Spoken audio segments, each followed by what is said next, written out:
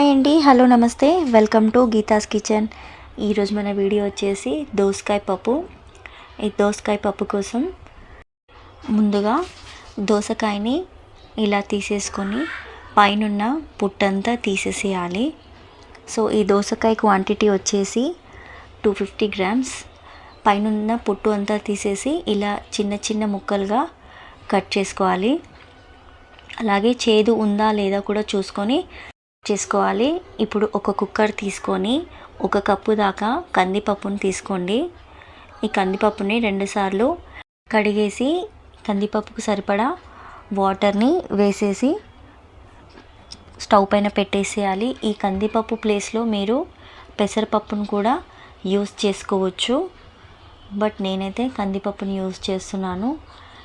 ఇప్పుడు ఇందులో 1 స్పూన్ దాకా ఆయిల్ వేసేసుకొని కుక్కర్ మూత పెట్టేసి ఒక 5 విజిల్స్ వచ్చేంత వరకు ఉడికించుకుంటే సరిపోతుంది. ఇప్పుడు స్టవ్ పైన ఒక కడాయి పెట్టేసి అందులో 3 స్పూన్ల దాకా ఆయిల్ వేసుకోవాలి. ఆయిల్ కొంచెం హీట్ అయిన తర్వాత 1 స్పూన్ జీలకర్ర, 1 స్పూన్ ఆవాలు, అలాగే 3 నుంచి 4 వెల్లుల్లి రెబ్బలు, 4-5 ఎండుమిరపకాయలు, సన్నగా కట్ చేసి పెట్టుకున్న 2 మీడియం సైజ్ ఆనియన్స్ని, అలాగే 5-6 పచ్చిమిర్చి, వీటన్నిటిని ఆయిల్లో వేయించుకోవాలి. ఆనియన్ కలర్ కాస్త గోల్డెన్ కలర్ వచ్చేంత వరకు వేయించుకుంటే సరిపోతుంది. ఈలోపు చిన్న నిమ్మపండు సైజ్ అంతా చింతపండుని నానబెట్టేసుకోవాలి. అలాగే 2 మీడియం సైజ్ టమాటాలని ఇలా చిన్న చిన్న ముక్కలుగా కట్ చేసుకొని ఇందులో వేసేసుకోవాలి. టమాటాను పూర్తిగా ఉడికించుకోవాలి. ఆయిల్ సపరేట్ అయ్యేంత వరకు ఉడికించుకుంటే సరిపోతుంది.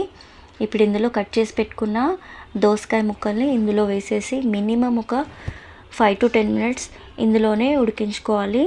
దోసకాయ ముక్కలు వేసేసిన తర్వాత ఒక 5 మినిట్స్ పాటు మూత పెట్టి ఉడికించుకోవాలి. ఇప్పుడు 5 మినిట్స్ తర్వాత మూత తీసి చూస్తే దోసకాయలు అనేటివి ఇలా మెత్తగా ఉడికిపోతాయి. సో ఇది ఇలా మరోసారి కలిపేసుకొని ఇప్పుడు ఇందులో 1 by 1 ఇంగ్రీడియంట్స్ వేసేసుకోవాలి. ముందుగా ఇందులో 1 స్పూన్ దాకా పసుపు, 2 స్పూన్ల కారము. ఆల్రెడీ మనం ఇందులో పచ్చిమిర్చి వేసేసాం కాబట్టి కారం 2 స్పూన్లు సరిపోతుంది. ఇప్పుడు ఈ కారం కూడా వేసేసిన తర్వాత ఒకసారి ఇదే ఆయిల్లో 1 నిమిషం పాటు ఉడికించాలి. ఈ కారం వేసిన తర్వాత మంట అనేది కాస్త లో ఫ్లేమ్ మీద పెట్టేస్తే మరీ ఘాటుగా కాకుండా ఉంటుంది. సో ఇప్పుడు చింతపండు గుజ్జుని ఇందులో వేసేసేయాలి.